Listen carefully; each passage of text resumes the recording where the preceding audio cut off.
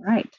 So officially welcome on behalf of Professional and Career Development Services and the Office of Community Engaged Learning to our second season of Careers in Social Change series. My name is Rayna Lee, and I'm Director of Community Engaged Learning here at Drake. My pronouns are she, her, and hers, and I will be your moderator this evening. The Pathways for Civic Action and Social Change is a framework that we use to help us understand the various paths and strategies for getting involved in service, community, and social change activities. We're fortunate tonight to be joined this evening by Dwana Bradley, who's chair of the Des Moines Public School Board and owner of Iowa Urban Media, and Rayna Stoycheva, who is Director of Retirement Security Policy at the Harkin Institute for Public Policy and Citizen Engagement. Unfortunately, due to unforeseen circumstances, James is not able to join us tonight, but we do have his contact information or the website at a later slide. He's the National Director of VoteSmart and available here in the Drake neighborhood for those who are interested, maybe reaching out to him after this panel. So before we get started, little housekeeping just to get out of the way. Of course, we all are now very well familiar with virtual meetings and as such, hearing family or pets or other noises in the background. And so to minimize this distraction for everyone, we just ask that our panelists are the only ones who use their video, and participants, if you could turn off your video and your mic when, with the exception of if you're speaking and asking a question, that would be appreciated. We do want to encourage the chat feature, sharing questions that you might have for the panelists throughout the evening, and Amanda will be moderating that. You are also welcome at any time to raise your hand, and we can, if you'd prefer to unmute and ask a question, we can take your question that way as well.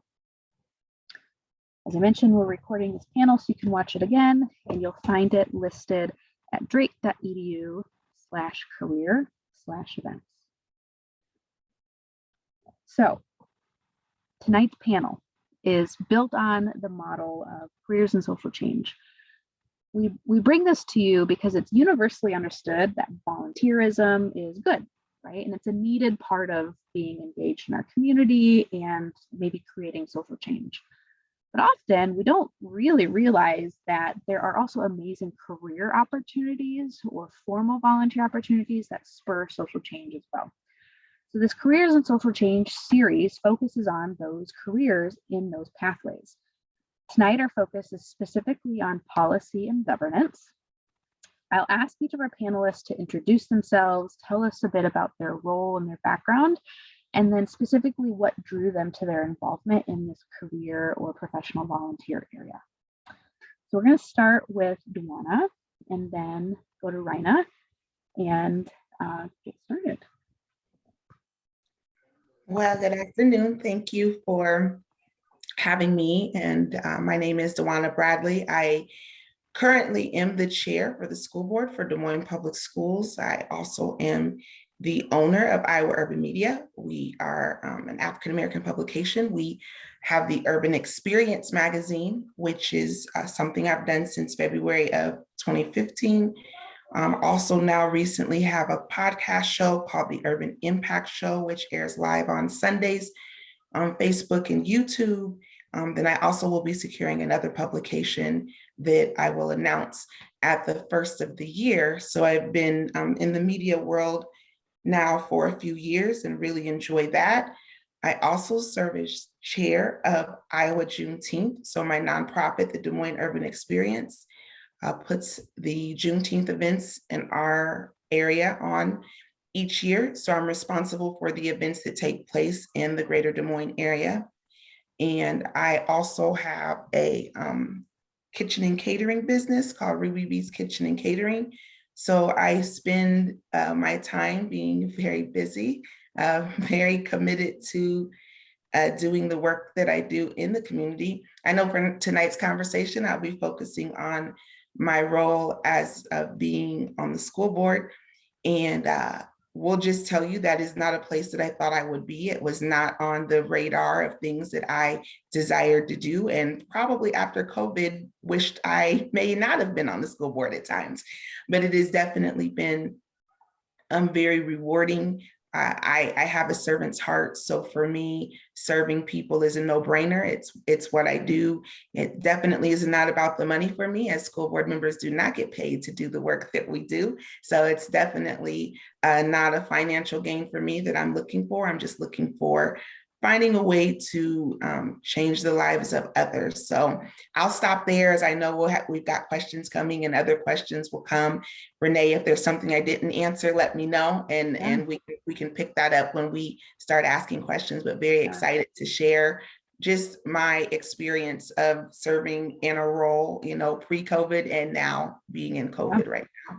That's fantastic. I appreciate that you're going to address that. And I have to point out, Dwana is a Drake alum, also involved in several different initiatives here at Drake. And so in addition to her broader community involvement, has also been a significant contributor back to Drake in terms of a couple of different, an initiative with Bright College, and then also chairing our Community Engagement Council, which is basically an advisory council of alumni and other community leaders. So thank you for that service to the university as well. So I'm going to change the spotlight and turn it over to Rayna for an introduction. Thank you, Renee, and good afternoon. So I'm Rayna Stoycheva, the very new Director of Retirement Security Policy at the Harkin Institute. I just started in August, and I'm very excited to be joining Drake and the Harkin Institute in this different career path for me. And I'm happy to talk more about this. But before I go about my experience, I just wanted to say I cannot miss this opportunity. First of all, it's very nice to be on the same panel with Dwana. And I have to say that right now, as she pointed out, it is an immense service to the community to be on a school board. So thank you for this. This is such a challenging time. And as she said, the service is obviously not paid. There are so many things that the school boards are called to make decisions about. And so thank you. Thank you so much for doing this. I hope to be in touch. I've heard great things about Des Moines Public Schools as we're looking for places to move and schools for my kids. So I'll definitely be reaching out to you as a follow-up after this panel. I'm really excited about that. So the retirement security area at the Harkin Institute is one of the 4 core policy areas that is related to the legacy of Senator Harkin's work as a legislator in the Senate especially. And the other 3 areas that we have been working on are disability policy, wellness and nutrition, and labor and employment. And so most of you at Drake and people in the Des Moines area, I'm pretty sure, know very well already the work of the Harkin Institute. A lot of this has been in the area of disability policy and wellness and nutrition. So we are really gearing up to build the research, education, and outreach for retirement security. So I was hired in this position to really put together both the research agenda, build connections in the community, and I'm really looking forward to that. Before I joined the Harkin Institute, I was a faculty at the University of Miami, both in the Department of Economics and the Department of Political Science, because I have an interdisciplinary degree in public policy. So it was something that I enjoyed, and it was a difficult decision to move away from academia, but at least I am still at a university which has a great energy. I still work with students at the Harkin Institute, so I'm really excited about that part. Also, just very quickly, as part of my work in the political science department, I was the internship director. I had master's students in public administration, and we also had a concentration in our undergraduate program who were doing internships in public policy, public administration, nonprofit organizations were supervised by me. And so that was something that was really both rewarding and exciting to be a part of, and really shaped my attitude towards how much of this work that's more direct policy work I want to do versus teaching. Wonderful. Well, thank you for that. I'm going to add Dwana back to the screen. And I'll first just open it up. Is there anyone that's on the call tonight that has a burning question that you would want to get out?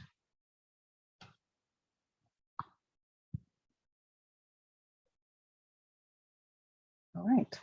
Well, keep in mind you've got the chat box, or you can always raise your hand. So let's pivot to, I mean, you mentioned Rayna about being back on being tied to higher education.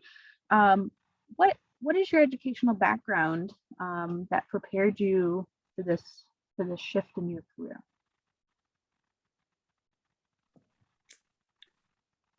So I have a bachelor's. I actually have 2 bachelor's degrees, and I have an interesting story, I think, that relates to undergraduate students making decisions about next steps.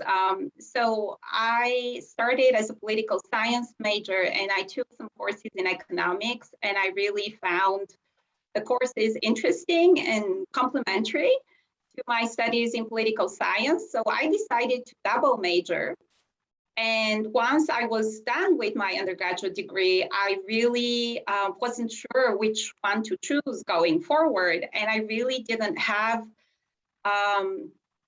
the awareness of a public policy degree at that time. It was just something that I wasn't exposed to. I shared this with one of my faculty mentors. I was part of an environmental club, and she basically suggested, she had a master's in public administration, and she suggested that that would be a good stepping stone to finding out what exactly I wanted to do. I knew that I wanted to do something with helping out with all of these social problems that we see. That's how I went on to my master's in public administration. And there really, I had a public policy course, and I was exposed to the whole field of public policy analysis, which is very interdisciplinary. You can come to public policy from so many different degrees and based on so many different interests. So then my PhD is in public policy with a concentration in public finance. Wonderful. Thank you. Dwana, how about you? What's been your educational journey?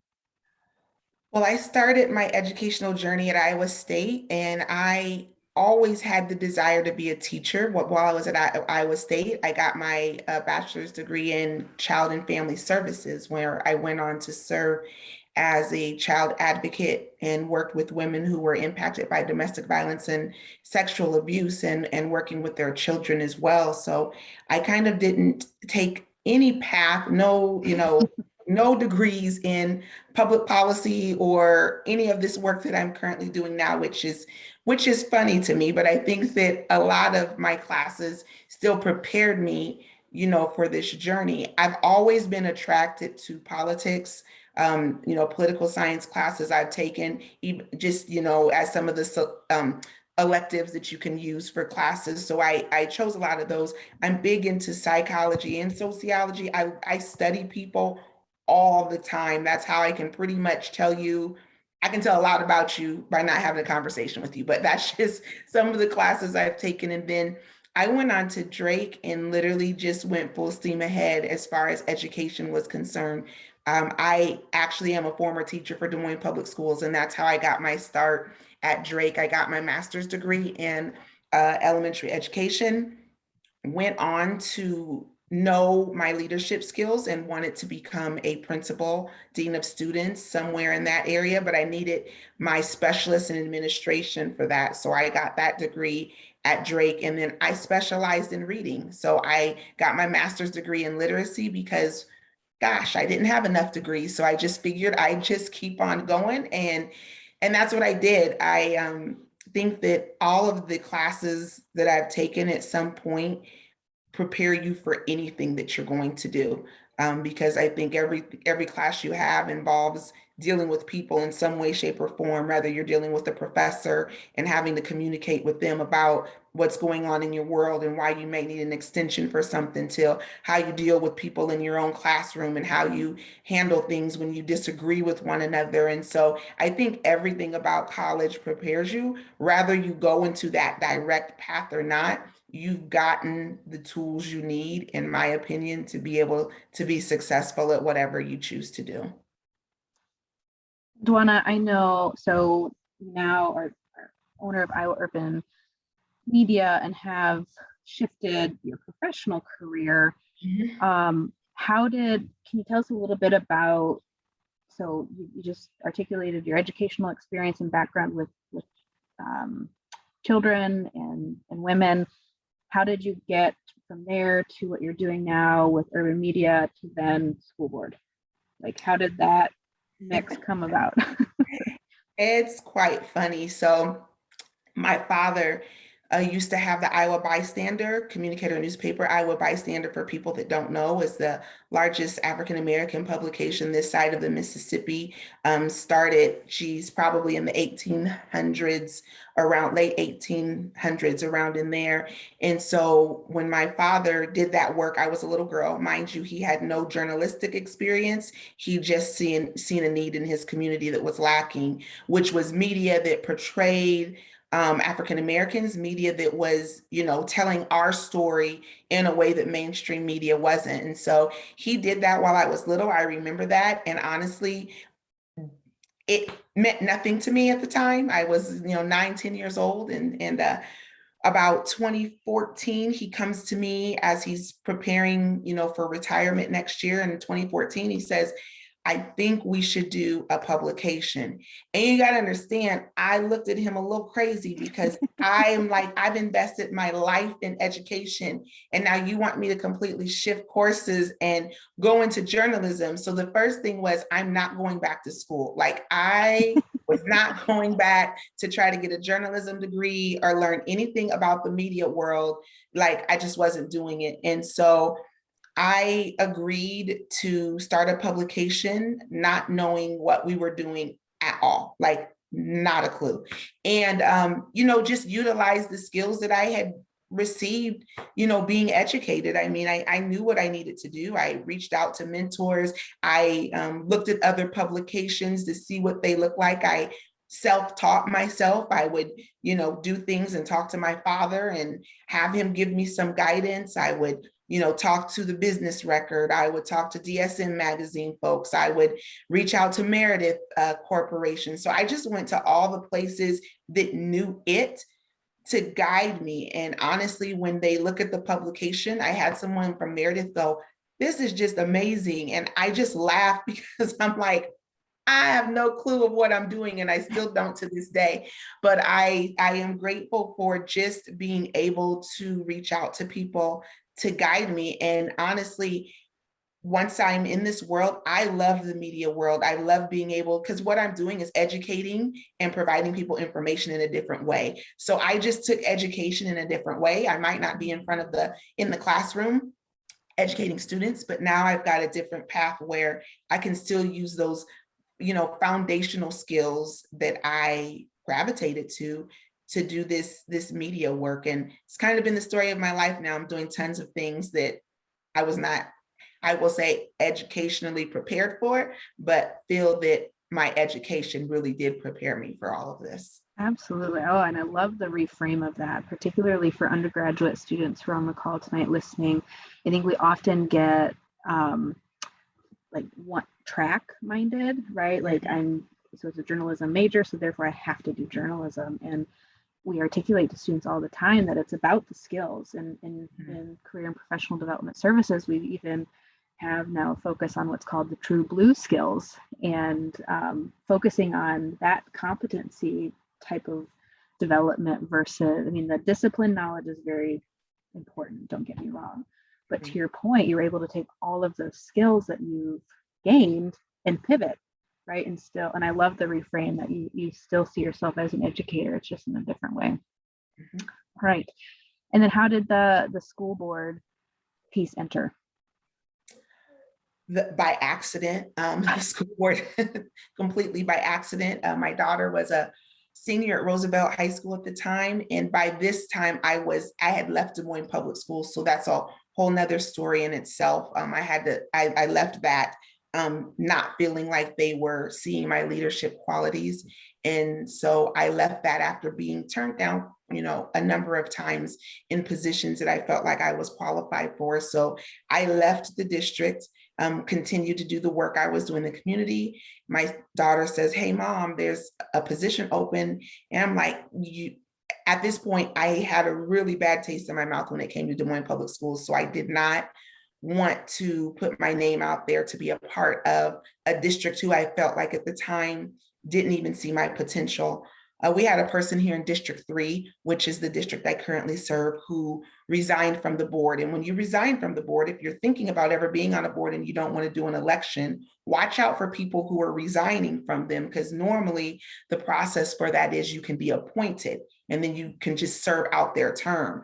So that's what happened is we had a lady here in District 3 who decided to resign, and they needed to appoint someone from January of 2019 till November of 2019. And so my daughter had the faith to believe that I could do it. I was not ready to be rejected by a group of individuals again when I knew I was a leader, and I went ahead and tried it. And there's more to the story, but for the sake of time, lo and behold, I was selected to be on the board. I was appointed. I served out that term and loved it so much, not knowing COVID was coming, but loved it so much that I ran for election unopposed, and I am currently serving a 4-year term, and my term for the board will be up in 2023 of November. Well, I definitely want to get to Rayna, but we do have a question in the chat box that's related to the topic, and so hoping we can answer that quickly, and then let's pivot. And Rayna, I'd like to hear your journey and career path that way too. But Brian asks, who would you recommend being on a school board? And is it common for teachers to be on school boards? You can be a teacher if you're not a teacher in the district. So for Des Moines Public Schools, you can't be getting paid from the district serving on the school board, because we make those budgetary decisions. We do the whole recommendation of, if the superintendent brings, teachers that they've hired, the board approves those kinds of things. So I would say this is where you have to make a decision. If you want to be a teacher, be a teacher. But in our district, we can't have our teachers be on the board. Now you can be a teacher. One of my board colleagues teaches in Norwalk, and she serves on our board. So you can serve another district and work for them and be on our board. You just can't do both. And I would tell you, after my story, anybody can be on a school board. I think that, sometimes we think it's the person who is well-versed in policy. I'm telling you, when I am just an everyday average person, I am. I don't get off into budgets nor policy. No, I mean, there's people on my board who I'm grateful for because they're well-versed in those areas. And I think that's what makes a board so unique, is that there's 7 of us who have different strengths. I can go out there and talk and sell you stuff and tell you my story and do something really great. But the person who's well-versed in policy is afraid to be in front of folks and doesn't want to get out there and speak to individuals. So I can lean into that person and say, hey, educate me a little bit on this. Or I can go to our CFO and say, I don't get nothing about budget. Every time you talk about budget, I feel like I'm, trying to figure this out. And so I think for me, anybody who has the desire to serve and utilize their voice for their own communities that feel like they're at times voiceless, and you just are ready to serve, I think anyone can be on any board. I don't think people should tell you it has to be ABC, because I'm just a living witness to really, I'm just such an everyday person that I don't think even when I was younger, I would ever envision this for me. So I would say, if you have the heart's desire to do it, just do it. Reach out to people, learn how the board works, learn, how people operate and what that's all about. Make sure it aligns with what you believe in as well. And I say, if those things can be checked off your list, go for it. Wonderful, thank you. Rayna, how about you? What has been your career path that's gotten you to where I mean, and you recently made a pivot from higher education to now policy work specifically? Yeah, I'm really happy to discuss this, but I really am enjoying this conversation about the school board, and I mean to hijack it a little bit for two reasons. One is because so I live still in North Carolina, and I have been very much involved in local policy issues on different levels. But just to answer the question, one of the school board seats here was, so the school board seats here are with political affiliations. And so the Democratic incumbent in one of the school board seats was basically under threat that the seat would be challenged by a Republican. And so they didn't feel like if they had a Democratic candidate that they were going to win. And so they found an independent candidate who is a nurse. And we happen to know this family, and so we know the whole story. And she won, I think, with 200 votes. It was a really tough election, but just to reiterate what Dwana said, anyone can be on the school board. And I have to say honestly that after everything that's been happening, I've been thinking about this, and I don't think that I would muster enough courage after these years, with COVID and what people on school boards have been going through. So, but obviously you get to make some really important decisions if you care about education. So absolutely would encourage people to think about this. And in terms of serving on boards, I decided this is something that I didn't have a lot of expertise on, and that is nonprofit organizations. And nonprofit organizations always fascinated me. And I studied, in my master's degree, I had a nonprofit course. I had fellow PhD students who studied nonprofit management. So I was kind of exposed to it on the sidelines of other people's research, but I really wanted to see how they work. So I decided to join a nonprofit board. And that has been also a really great experience. And so I think it has been really applicable to what Dwana said in terms of, I am the person with the finance expertise, right? And when, people come to you to try to understand things, and it just makes you feel so much better about your contribution to the organization and to its governance when you're helping out this way. And that's a purely voluntary, again, service option. But if you have certain interests, whether it's a particular nonprofit that serves certain needs, that's definitely another area to explore in terms of service in the community, because that's part of our panel, not only employment, but voluntary service. So I'm sorry, I had to say this because these things are important too. No, I love it. And it absolutely. And it is a pivotal thing. When we put this panel together, that's always kind of the challenge is, we want to highlight the career paths, but there's what I call professional volunteer or more leadership volunteer roles, like being on a school board that are so important, but you don't get paid. So it's not technically a career. And so, no, I preach on, Rayna. It's very much welcome. Yeah, and I think it creates connections that can lend you eventually, into a position, right? So if that's something that you're looking for, starting off as a younger person, because obviously this is our audience. And for me, this was just being so curious about the nonprofit sector. And I have enjoyed everything that I have learned from the artistic community. So this is a ballet organization here in North Carolina. I've learned so much about the arts community in the process, even though I have gone in as the budget person. So just offering my expertise there in that area. So to kind of backtrack on your questions and look into that, I think for me, my decision to pursue public policy and the conflict that I mentioned already in terms of how do I get to what I really care about was centered on, you know, growing up in what I would call a moderate income family. So we were okay, but we had periods where we had some instability in our income.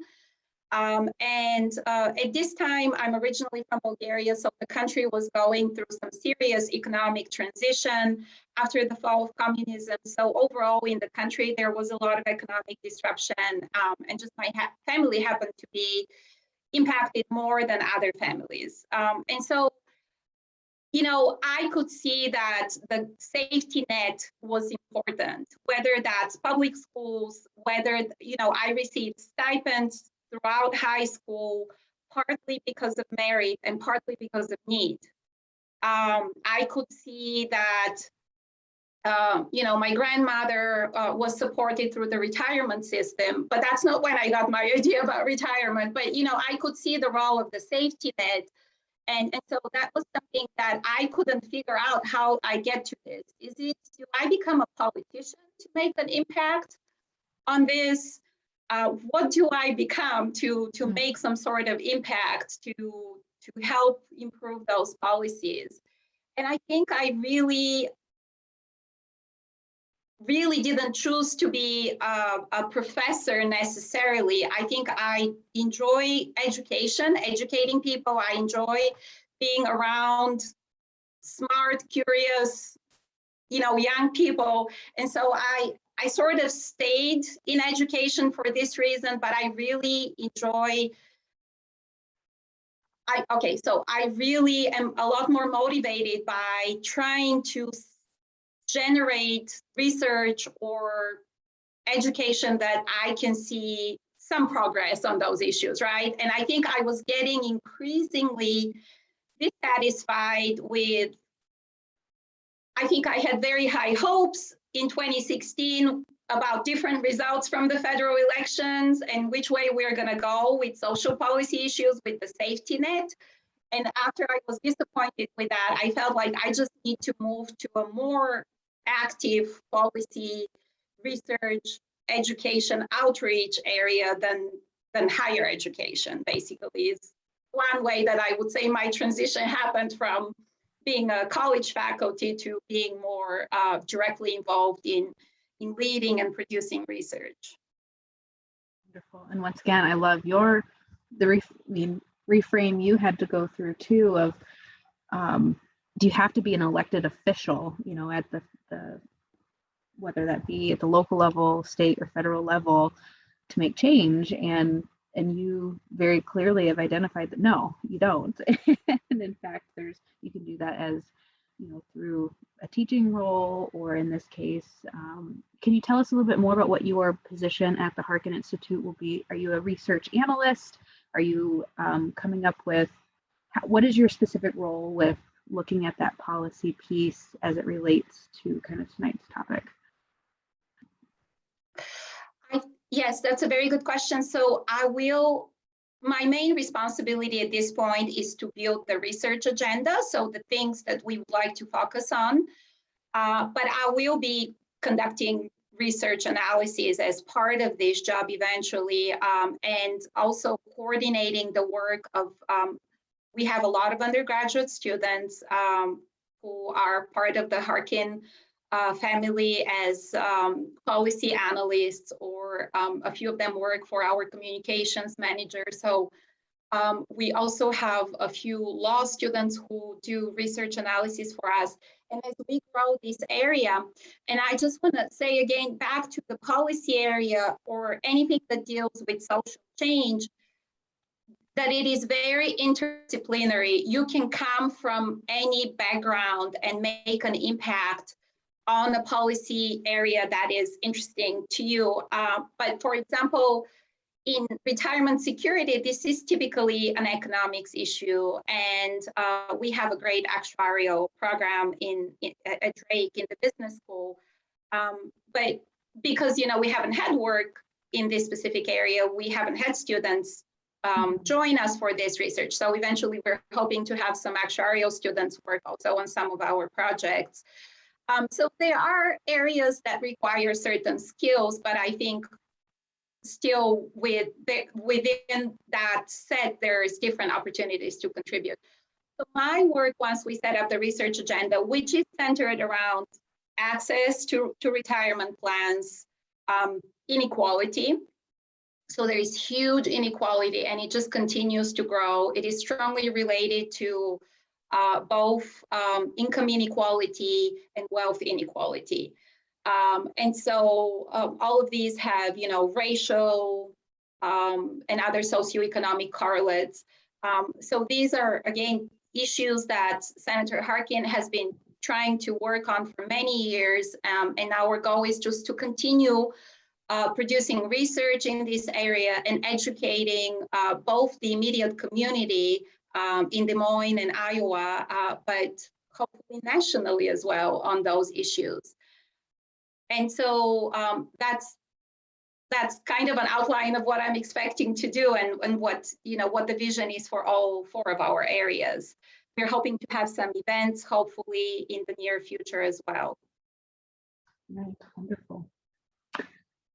Well, we do have one more question in the chat box directed towards you, Dwana, but Rayna, you are very passionate about this topic as well, so you are welcome to chime in and answer. But Iowa's school boards have, for the most part, not been politicized, and Ethan wants to know, Dwana, your opinion on should that still be the case? I think it should be the case. Look at politics now. I think everyone's a little bit of crazy. We're all just trying to hide behind these labels, and we're not, making decisions based off of being human beings. We're making them off of, I'm a Democrat or I'm a Republican or I'm a whatever. I think it would be detrimental to start identifying, we need to have so many Democrats in the seat or so many Republicans in the seat. Like, I don't feel like we get anything done on a board if that's what we're focusing on our identities to be. I'm not against folks who identify that way. That's great. I choose not to identify as anything because I think there's pieces of what everyone has to offer that I'm interested in. And that's kind of how I move forward as a board member, but I don't see it serving any great purpose to do that here in Iowa. I think things would get really nasty. And we've seen that now as we're witnessing right now within our own federal government. No matter who serves in office at the federal level, it seems to always get nasty because people, are trying to live up to these standards or whatever we have identified what a true Republican or a true Democrat should be. That's what people are trying to live up to. So I am against that. So I hope that, that's nothing that Iowa turns towards. Unfortunately, if we did, you might see me pivot and shift to do something else because I think the board level really should not, it should continue to be this whole, we're not identifying as anything, even though there will be people on my board who will tell you I'm a staunch Democrat or I'm a staunch Republican, and they have every right to be. I just don't think we should be bringing that into the boardroom. Rayna, any thoughts living in a community that has politicized the school board? I mean, obviously, with the example that I gave, I think I would agree with Dwana. I think there, at that, especially at that level, I think, having people who are passionate about education and serving the community in that policy area is the primary goal, instead of trying to affiliate decisions with, school board affiliations. So I absolutely agree. I think also in North Carolina, the judicial elections have very recently become with political party affiliation. So unfortunately, that seems to be something that's happening here. And I've heard a lot on that topic as well. So. Thank you, Ethan, for that question. And once again, invite more questions. You can put them in the chat. Sam, thank you. Perfect timing. Sam says, Rayna, what are some job options with the Harkin Institute for recent graduates in communications or media background? So Sam, I will check in with Emily Shetler, who is the communications director. I know that Emily has a couple of people working with her directly, one part-time recent graduate who is currently working on the annual report. But the communications manager is responsible for the publications production for the website, the annual report for all the events. So I think you should definitely look into or keep an eye on job openings at the Institute as we grow both retirement security policy. We just hired a disability policy director. We've had a lot of activity in disability policy in terms of events. Obviously, the Harkin Summit being one of the biggest events, but that's what is the also core responsibility of the communications office. Yeah, events, publications, website, quite a lot of options that can be growing, I think, as we grow the different policy areas and as we add events to our programming and more publications. Rayna and Dwana, this may be a good time. Would you want to add your contact information to the chat box? And Dwana, you mentioned you have maybe a new publication coming out later on. I mean, I can't help but think, Sam, that Dwana would be a fantastic contact for you as you explore jobs that are in that field. So, well, how about we've got about 10 minutes left in our session. I'd like to hear a little bit about what you like best about working in the policy or in the policy and civic engagement space, and what has been the most challenging in your role. And you can pick who goes first. Who has a thought first? I can go ahead with that.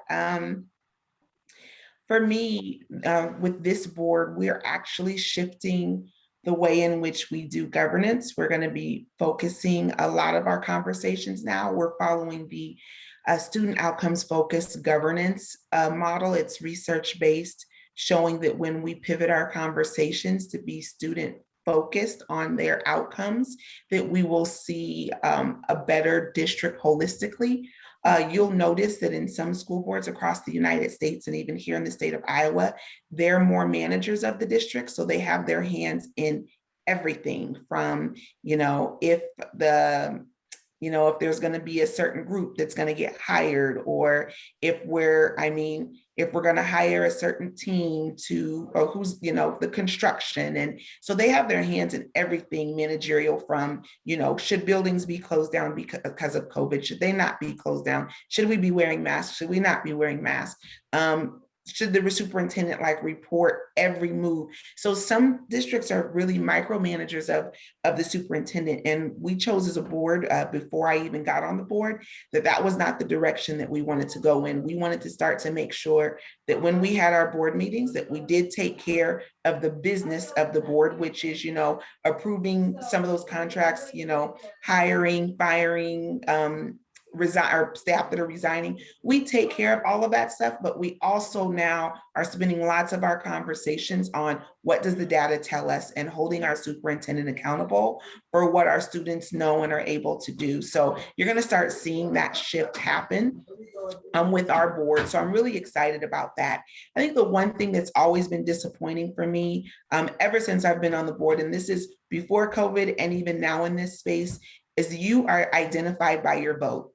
Nobody cares about the person that I am or, you know, having these conversations with me. But the moment I hit that button to make that vote, or I vocally say something, you have now identified me as the greatest person in the world or the worst person in the world, or the person who doesn't care about you or the person who loves you. Or honestly, I've been called these names, the people who is going to murder you or the person who's going to, you know, take care of you. And it's very unfortunate that we live in a society where we don't get to know people anymore and have any conversations.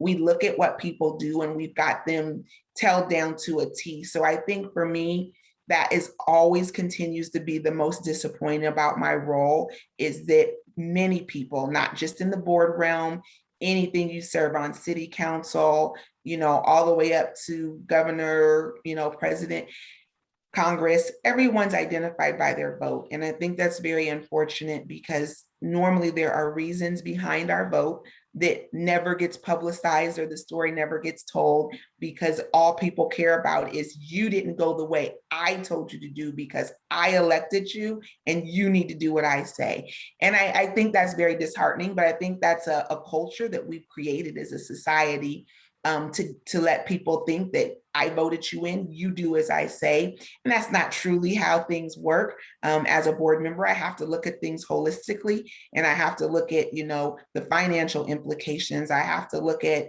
you know, the budgetary concerns. I have to look at all of these various decisions, you know, and look at the district in its totality. I can't just focus on that one issue that you might have, because I have to see how that impacts the greater district. And even though I represent a district, I still represent the entire district of over 31,000 students and over 5,000 staff members. And so I think that's the part that always stays to be disappointing to me about this work, but it doesn't take away from the fact that I truly enjoy the work.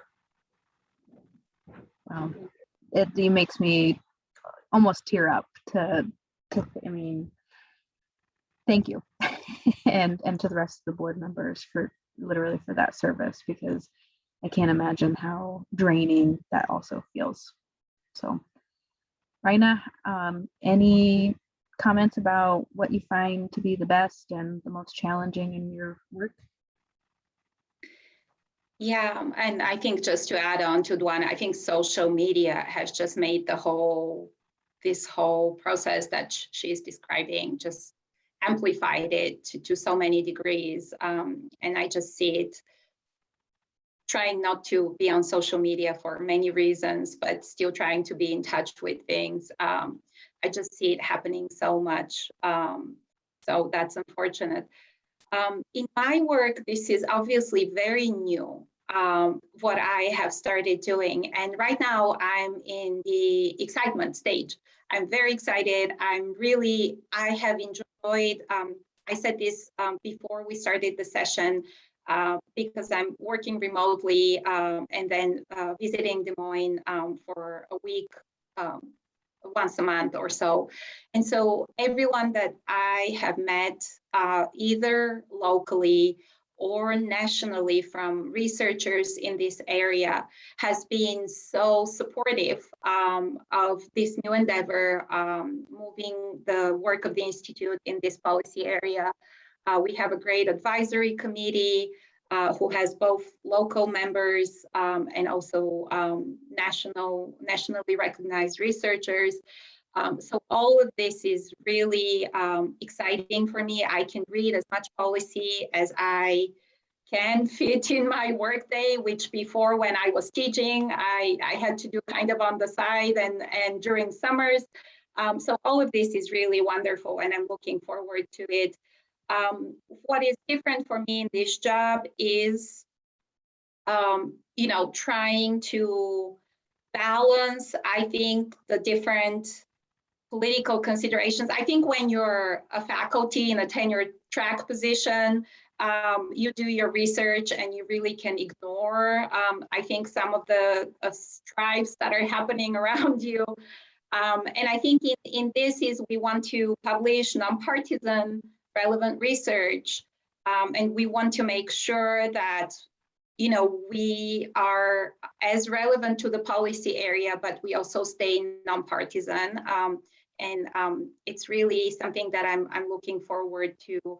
I think, again, really, I can't list any challenges at this point, very specifically, just because of being so new in this position, but mostly really great opportunities, I think, and just my experience with everyone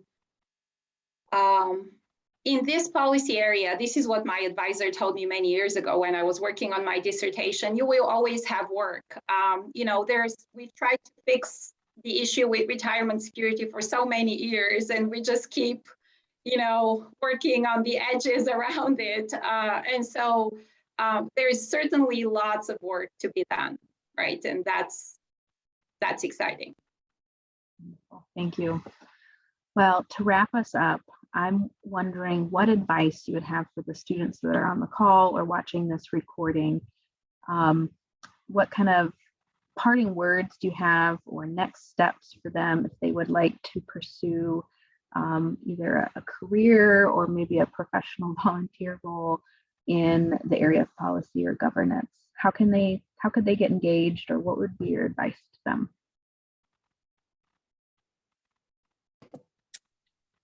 I think I would start with not letting people tell you what you are qualified for, are or not qualified for. I believe that you all have the foundational skills to be able to do whatever it is that you set your mind to, whether it's the path in which you are currently going, or if you get your degree in something and you completely shift gears, you have the ability to really be able to do whatever you want to do. So I would say, do not let people dictate what your future will be. And you need to do things that really absolutely bring you joy. All of the things that I do, even though it's not the path that I thought I was going in, I wake up every day being fulfilled with the work that I do. I love, being my own boss. I love, being able to do those things. There's lots of sacrifices that come with that. That is probably for a whole nother topic that we could talk about, but there's true sacrifice when you make some decisions that shift you in a different way. But I say, if it's something that you're passionate about doing, you believe that's the right space for you, do it. If you are thinking about going into anything, political or being on boards, I would first start with researching what the organization stands for and kind of what their mission, vision, and values are. I think that's important. It's, not to serve on a board because it's a shiny badge that you get that says, oh, I serve on this board, but make sure it's something that you're truly and wholeheartedly passionate about, because serving on a board, there are expectations that come with being a board member, because you're now saying you're going to be a voice for that organization. I would say reach out to people who are current board members, learn from them, get their stories. Don't focus on one, because for a board of me, my story is going to be different from the other 6 that serve on the board with me. So make sure you reach out to individuals who serve on the board that you're thinking about. Ask questions, attend their meetings if you can. I think that's crucial for anyone who wants to be on a school board. Please don't show up and put your name in the hat and you don't know anything about the workings of the board or the district that you're thinking about being a part of, but really educate yourself. All the tools that you've been given now are the same things you'll do, reading the books and doing the research and asking the questions and being a part of the process. The same things you're doing now is what you'll do to be a part of any board or council that you want to be a part of. So I think ask questions, educate yourself, and don't let anyone tell you what you can't do. And I think that you'll be fine. Wow, thank you. Fantastic advice. Rayna, anything that you would add or want to voice from your perspective? Yeah, this is all great advice. I really would like to encourage students to just exactly not be put in a box, right? Because this is, and we already talked about this because this is your degree, there are certain jobs for you. And I think that's easier said than done. I'm not sure if I have the best strategies on how to do this, but obviously if you're here at this event, you're already taking some steps to try to find out about things that you may not know enough about. And so definitely explore things. I think for volunteer, I will reinforce that any kind of voluntary service, especially at the higher leadership level, takes a lot from you. It demands a lot from you. It gives you a lot in return. But Dwana is right that you have to have your heart in the right place and be willing to give a lot. And this is what I have experienced as well in my service. So just absolutely keep that in mind. And obviously I have a more stable kind of career path, and I tend to consider myself a risk-averse person, but I made a big change. And when I talk to people in my area, it's a big change, but it's not unusual, to go from an academic position to an applied or research or a government position. I was considering government positions as well. So positions, and so you can make big steps. And initially the learning curve is very high. I can tell you this 2 months into this job. But it's worth it. I still feel very excited and very much that this was the right choice. And so don't be afraid to explore big changes along the same advice of don't put yourself in boxes because this is your degree, then this is what you need to be doing. Oh, thank you. Well, I know I have learned a lot tonight, and I invite you to please join me in thanking our panelists for their time and their expertise. Reminder that their contact information is in the chat box, and you can find them through that. I want to just close out with a few more resources for those of you on the call. If this is an area that sparked interest for you tonight, there are several different resources that I've put under the umbrella of civic engagement, so this broader kind of category of policy and governance. If you're looking specifically to get into information around election and voting, we have a student who's dedicated to that here on Drake's campus, along with a student senate role as well. We have the college Republicans and college Democrats, and you can find their information on the student life page. Student senate, as I mentioned, and then we're also home to a really unique initiative called the Iowa Caucus Project that follows the Iowa caucus and creating awareness around the candidates. Of course, we've heard from Harkin Institute for Public Policy and Citizen Engagement. And then lastly, even though he was not on the call, I invite you to check out Vote Smart, which is a nonpartisan organization that has it's national and has made its home right here in the Drake neighborhood. And they track and keep record of all the votes of elected officials. And they're always looking for interns and people to be involved in their work as well. So lots of resources for you there. We also have a tool that we invite you to engage in if finding maybe tonight didn't speak as much to you, but you're still interested in this idea of creating change and being involved in your community. This panel series is based off this larger framework called the Pathways for Civic Action and Social Change. And so you can contact Amanda Martin, who's on the call tonight, and get set up with a link to the survey or a one-on-one consultation with one of our community engagement peers who can kind of navigate and help you talk through different ways to engage through the pathways.